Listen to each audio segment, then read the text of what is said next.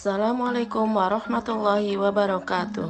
Salam dan bahagia Bapak Ibu Guru.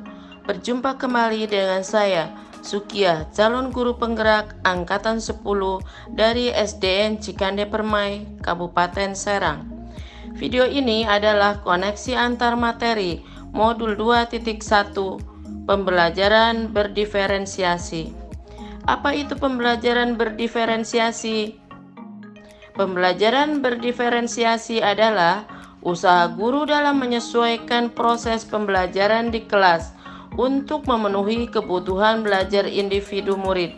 Artinya, pembelajaran berdiferensiasi adalah pembelajaran untuk mendukung semua murid di kelas kita. Maksudnya apa ya? Ingat, setiap anak adalah unik. Mereka punya kelebihan, bahan, dan kekurangannya masing-masing. Begitu pula dengan minat, gaya belajar, kebiasaan pola pikir, kemampuan literasi, dan lain-lain. Pasti berbeda kan? Nah, disinilah diperlukan usaha guru untuk dapat memenuhi kebutuhan belajar murid yang berbeda-beda agar mereka merasa nyaman saat belajar di kelas. Dan tentunya tujuan pembelajaran dapat tercapai.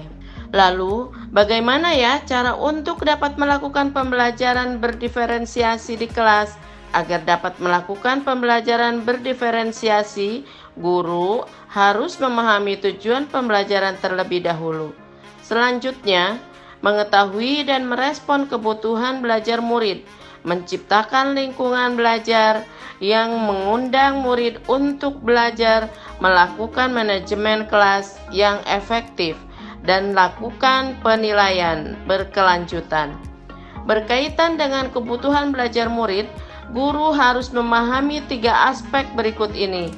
Yang pertama, kesiapan belajar murid atau readiness. Kesiapan belajar mengharuskan guru untuk menilai pengetahuan awal dan menentukan apa yang telah murid ketahui dan di mana murid berada.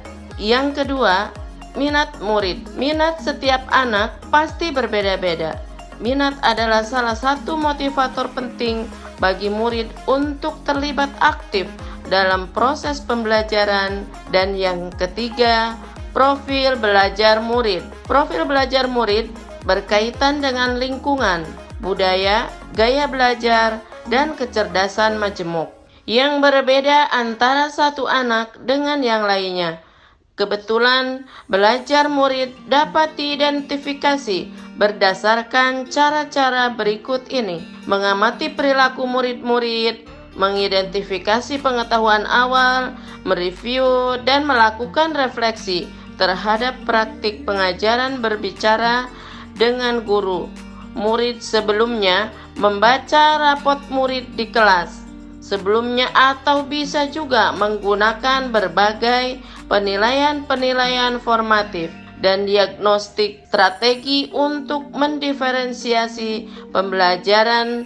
Bisa dilakukan dengan 3 cara, yaitu diferensiasi konten, proses, dan produk. Guru dapat memilih salah satu atau kombinasi dari ketiganya. Diferensiasi konten berkaitan dengan apa yang kita ajarkan, seperti materi, konsep, atau keterampilan yang perlu dipelajari berdasarkan kurikulum. Mendiferensiasi konten bisa dilakukan dengan membedakan pengorganisasian atau format penyampaiannya, bukan mengubah atau menurunkan standar kurikulumnya. Diferensiasi proses berupa kegiatan yang memungkinkan murid berlatih dan memahami atau memaknai konten dengan cara membedakan proses yang harus dijalani oleh murid. Dan diferensiasi produk berupa bukti yang menunjukkan apa yang murid telah pahami dengan cara membedakan atau memodifikasi produk sebagai hasil belajar murid, hasil latihan, penerapan dan pengembangan apa yang telah dipelajari. Lalu, adakah keterkaitan antara modul pembelajaran berdiferensiasi dengan modul-modul yang lain? Tentu saja ada. Untuk dapat melakukan pembelajaran negosiasi, maka guru harus berusaha memenuhi kebutuhan belajar anak sesuai dengan kodrat alam dan juga kodrat zaman. Berdasarkan filosofi Ki Hajar Dewantara, dalam melakukan pembelajaran berdiferensiasi, seorang guru penggerak harus berpihak pada murid, reflektif, mandiri, kolaboratif, dan juga inovatif untuk dapat menciptakan pembelajaran berdiferensiasi agar dapat memenuhi kebutuhan murid.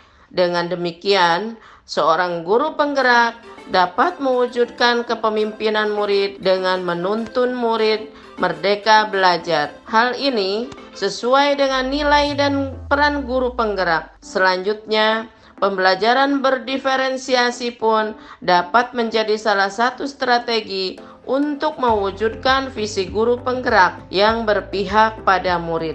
Dan dalam pelaksanaan pembelajaran berdiferensiasi antara guru dan murid, harus ada kesepakatan kelas terlebih dahulu agar proses pembelajaran dapat berjalan dengan baik sesuai dengan nilai-nilai budaya positif. Demikian pemaparan koneksi antar materi modul 2.1.